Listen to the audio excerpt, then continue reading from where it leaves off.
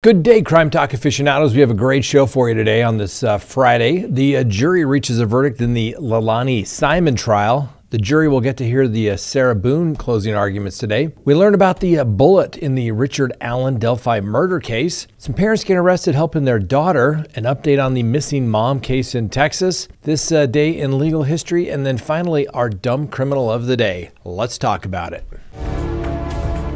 Hi, lawyer.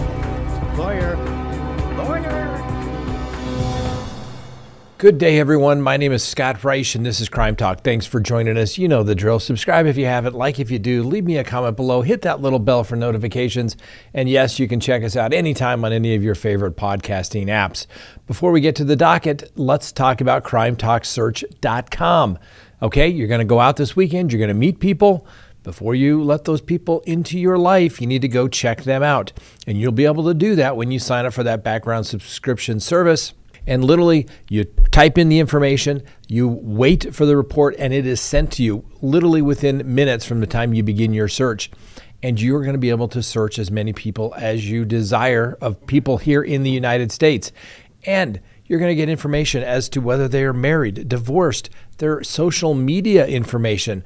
Why do they have all of those email addresses? Do they have a criminal history? Do they have judgments, liens? Are they on a sex offender registry? All those things you want to know about. Go to CrimeTalkSearch.com.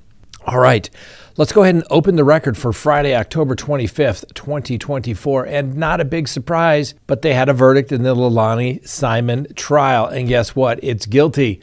That's right. Friday afternoon, a jury found Lelani Simon guilty of all 19 counts against her in the death of her son, Quentin Simon. Those counts include malice murder, felony murder, concealing the death of another, and making false statements. Now, the jury heard 8 days of testimony from witnesses, and they began their deliberations on Thursday afternoon. Now, the deliberations only went for about 2 hours yesterday, and the jurors came back today, and they reached a verdict after about 5 hours of deliberation today. As you may recall, Lelani Simon called 911 on October 5th of 2022 to report that her son was missing inside the indoor playpen at their home outside of Savannah, Georgia. After the police spent days searching the home and their surrounding neighborhood, the Chatham County Police said that the investigation believed the child was dead. He also named Simon as the sole and only suspect. Well, police and FBI agents focused their investigations on a landfill 2 weeks after the boy was reported missing. And those investigators sifted through trash at the landfill for more than a month before ultimately finding human bones and other pieces, which DNA had to be used to confirm that that was young Quentin. So she will be sentenced. Not good. Going to prison for the rest of her life. That's what happens when you kill your kids, ladies and gentlemen. There is a better way. If you don't like your kids, I'm sure there's somebody else out there that will be more than happy to take care of those children if you don't want to. There's lots of good people that want those kids. Next, the Sarah Boone trial. That's right. Attorneys in the trial of Sarah Boone are beginning their closing arguments this afternoon. And as you may recall, little recap here. Investigators say that Miss Sarah Boone killed her boyfriend by trapping him in a suitcase, because that happens all the time. And her defense attorneys say that she was suffering from battered spouse syndrome. Now, there was a little controversy yesterday, and that included some expert testimony. Ultimately, the defense wanted to see a behavioral health expert's testimony dismissed or not be presented to the jury, but the judge decided to allow in her opinion for the jury to give it whatever weight that they feel is appropriate. Now, the state called this behavioral health expert to the stand to try and poke some holes in Miss Boone's testimony from earlier in the trial. The defense had claimed that throughout the trial that Miss Boone was suffering from battered spouses syndrome when she zipped her boyfriend Jorge Torres into a suitcase. Oh, and left him there not helping him when she knew that he was panicking and stating, "I can't breathe." She went upstairs. Miss Boone testified that she thought Mr. Torres could get out of the bag because his hand was poking out. Now, she also testified that she was in fear when that hand was poking out of the suitcase. In fact, such fear for her life that she hit Mr. Torres with a baseball bat and then went upstairs after leaving him inside of the suitcase. Now, the expert witnesses said while Boone may have been a battered spouse, she didn't exhibit any trauma triggering that day to justify her killing Mr. Torres. Prosecutors also presented several new pieces of video evidence on Thursday from months before Torres's death. We'll see what the jury's going to do. Obviously, now there's going to be some lesser included offenses, some reckless, some negligence. The jury may decide on that. We'll see if it was worth the wait for Miss Boone for 8 attorneys, now 9, and 4 years to get this thing to trial. Next, Richard Allen, the Delphi homicide case. Well, the morning session of the Delphi trial, day 7, the state of Indiana called a witness by the name of Melissa Oberg, and she works for a clinical asset health management company now as an operational data analyst, but previously she worked at the Indiana State Police as a forensic firearm examiner. She is the one responsible for testing Richard Allen's gun and confirming, in her opinion, that the crime scene cartridge was cycled through the gun that was owned by Mr. Allen and found at his house. Now, Ms. Oberg spent the morning session testifying in great detail in regards to the process in which she would test the firearm, the structure of the gun, and the structure of the firearm cartridge.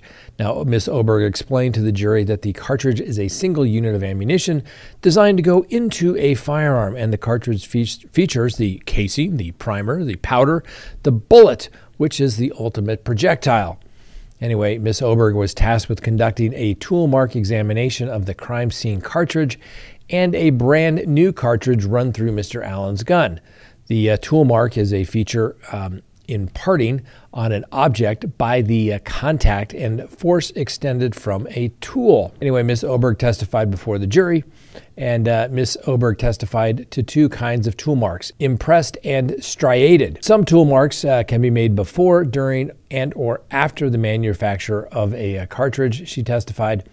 And Ms. Oberg testified that the crime scene cartridge was in good condition, and it was a Winchester brand .40 caliber cartridge. Now, Oberg also noted that the cartridge was tested for DNA before she did all of her testing, and there was no biological substances found on the cartridge. Now, testimony from law enforcement throughout the last week has been consistent with the fact that Richard Allen's DNA was not located at the crime scene. And Ms. Oberg testified that there were 3 possible ejector marks, one in one direction and 2 in another. Now, Ms. Oberg testified to testing a new cartridge using Allen's guns. Several pictures were displayed by Ms. Oberg while she was testifying, showing the tool markings and that they were basically in agreement, that they lined up. But she also testified to firing the new cartridges while the crime scene cartridge was only cycled through the firearm, i.e. pulled a slide back and then supposedly ejected, whereas when it's been fired, obviously it's fired, the projectile is expelled and the casing is ejected from the firearm. Anyway, Ms. Oberg claimed that in court that there's research to back up the way that she was doing this particular testing. We'll have to wait and see how that really comes out, and particularly the cross-examination of it, and the defense as it relates to whether they have an expert that's going to say, nope, not a clear match, or this is such a common firearm that of course you would find a similar marking given the mass production of this particular firearm. Now, we also heard the other day, and I think this is actually quite interesting, that's why we're going to go over it again, but there was a testimony that revealed that Mr. Allen had been obviously interviewed by the police just days after the murders back in 2017, and that he was effectively cleared by police. And back in 2022, a retired worker who volunteered to help organize files and tips from this case came across Allen's file. Now, the report indicated that he was on the Monon High Bridge on the day of the murders, which he told everybody that. And anyway, this file was labeled with the name Richard Allen Whiteman. It was filed incorrectly with Whiteman's being Allen's address. That's right, Richard Allen lives on Whiteman Boulevard. Failure to pay attention to detail demonstrates an inability to accept larger responsibility, ladies and gentlemen. Anyway, police then began investigating and spoke to the officer who took the original report. And the officer testified that he spoke to Allen for about 10 minutes and gathered content from Allen's phone. The content was never viewed and the phone was never found. 5 weeks after that misfiled report was ultimately found, guess what? Mr. Allen was arrested. Obviously, we'll give him the presumption of innocence and we'll wait and see. Next, a family that does time together stays together. The parents of a suspect accused of murdering her husband have been arrested and face obstruction of justice charges. So Thomas and Rosalie Gledhill were booked into the Salt Lake County Adult Detention Center for the charges that I just mentioned. So Jennifer Gledhill, she's the daughter of Thomas and Rosalie Gledhill. She is facing first-degree felony murder charges after investigators accused her of shooting and killing her husband, Matthew Johnson, in their Cottonwood Heights home. Now, Gledhill has allegedly buried Johnson's body at an undisclosed location. Now, Gledhill is also facing 5 counts of second-degree felony obstruction of justice, 1 count of second-degree felony possession with intent to distribute, 1 count of third-degree felony desecration of a human body, and 1 count of third-degree felony witness tampering. So Johnson, who is a Utah National Guardsman, was reported missing in late September, and as of October 24th, his body has not been found, but people have recently been looking for his body in the Farmington Bay area, which is apparently near Legacy Parkway and the West David corridor there in Utah, Salt Lake to be exact. Anyway, both the parents are accused by the police of helping their daughter clean her home after she reportedly murdered her husband. According to the police, witnesses observed the parents at the house for roughly 5 hours.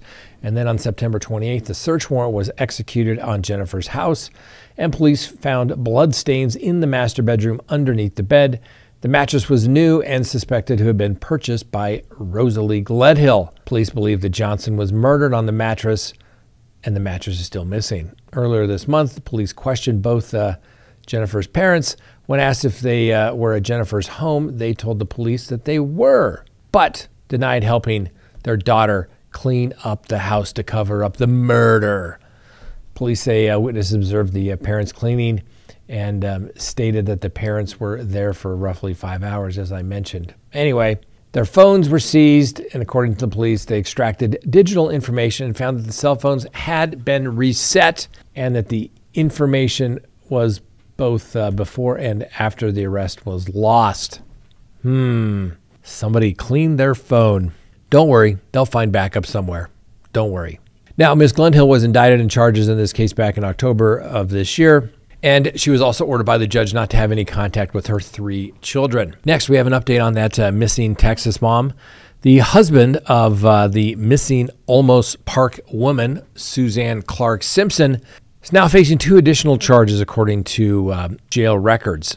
Records show that Brad Simpson was charged with tampering/fabricating physical evidence with the intent to impair, as well as prohibited weapon-related charges.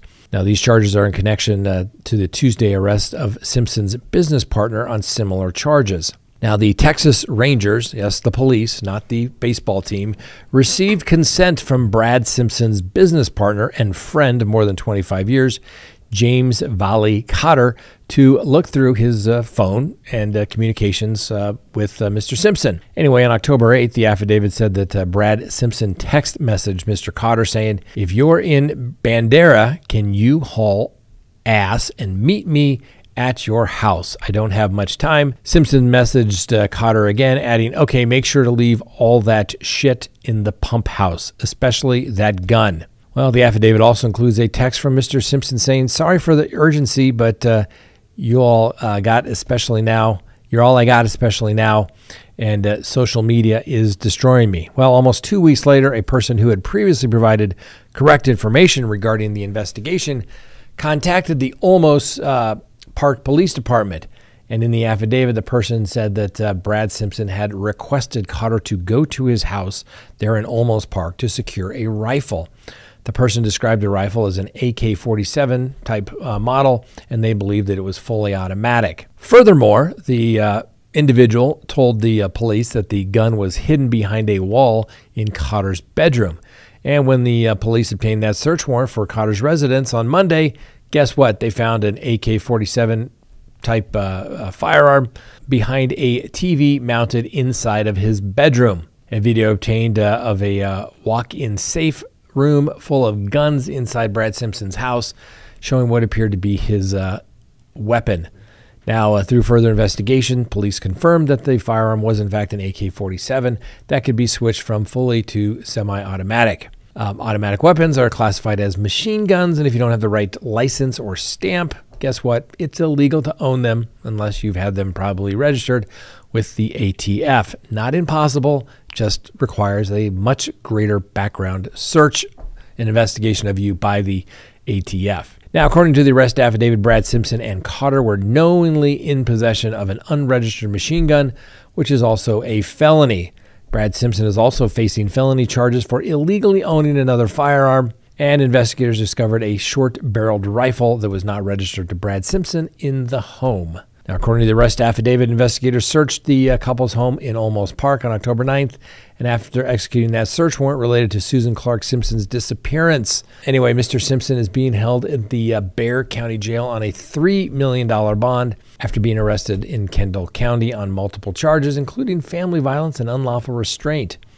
Now, Brad Simpson is obviously a person of interest, and they would like to be questioned in regards to the disappearance of his wife back on October 6th. He initially scheduled a bond hearing on October 15th at the Bexar County Jail, but that was canceled due to the federal detainer placed on him by the Bureau of Alcohol, Tobacco, and Firearms, which means he's not going anywhere. And next on the docket, we have this day in legal history. On October 25th, 1922, Chief Justice William Howard Taft organized the first meeting of the Judicial Conference of the United States. The conference was created to oversee the administration of the federal courts and to improve the efficiency of the judiciary.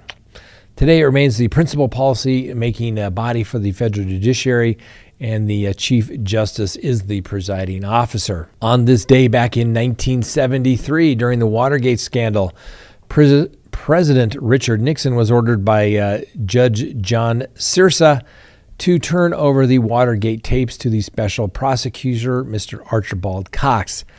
This event marked a major escalation in the Watergate investigation, leading to President Nixon's eventual resignation. The tapes revealed evidence of Nixon's involvement in the cover-up and setting a precedent for executive privilege and accountability. And also on October 25th, 1971, the United States Supreme Court reheard argument in Roe v. Wade, one of the most consequential cases in legal history. I don't know about consequential, but at least one that caused a lot of angst and heartache for a lot of people, and no one will ever be happy.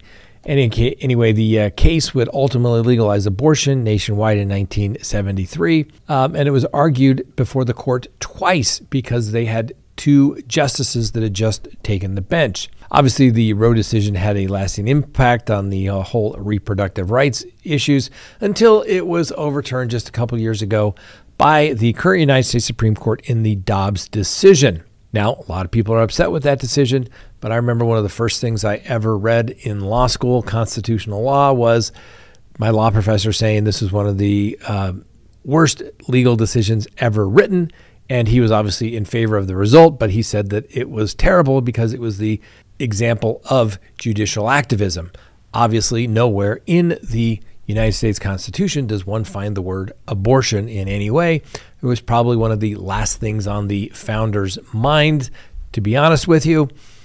And the court made it up, saying that it was encapsulated in the penumbra of one's Fourth Amendment rights.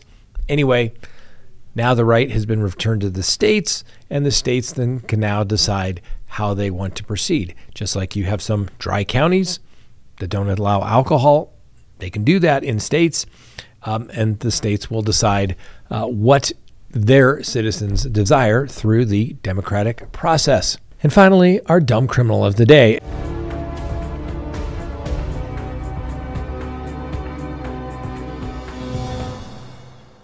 A Louisiana man remains in custody in the Lee County Detention Center in Alabama after being charged with allegations of making a terroristic threat outside of an Ulta beauty store. Please meet Timothy Lincoln. He's from Burris, Louisiana, and is accused of making violent threats, including leading the evacuation of this Ulta Beauty in Alabama. Now, according to the arrest affidavit, on the morning of October 19th, Mr. Lincoln was allegedly overheard by an Ulta employee while making a phone call outside the business. During the call, Mr. Lincoln reportedly said, "I'm going to blow this shit up." The remark prompted an evacuation of the store as well as the customers. Needless to say, Mr. Lincoln was arrested. But look at his mugshot. That's the interesting part. He has various colors all across his face. Anyway, no one's really sure how he got all those markings, but maybe that was the reason why he was banned from Ulta, perhaps. Anyway, he's charged with a felony under Alabama law, and it carries up to 10 years in prison. Reminds me of that other person that threatened to blow this place up. Let me play that one for you as well. Some scary moments for customers at a Kansas Home Depot. Police responded to reports of a bomb threat at the store in Wichita. A customer alerted employees. A man inside the bathroom said there was a bomb in the building. Police were able to locate the man responsible for those comments, and that man told police he warned other guests to leave the restroom because he was, quote, fixing to blow it up, but had no intention of causing a panic. Man also told police others in the room laughed, understanding his joke, which I'm just now getting. Home Depot says they will not be pressing charges. But I can tell you right now, you asked the producer for me to read that, didn't you? All right, that's all we have for you today. Thanks for watching. We'll see you next time. Have a wonderful weekend. And remember, the Constitution matters.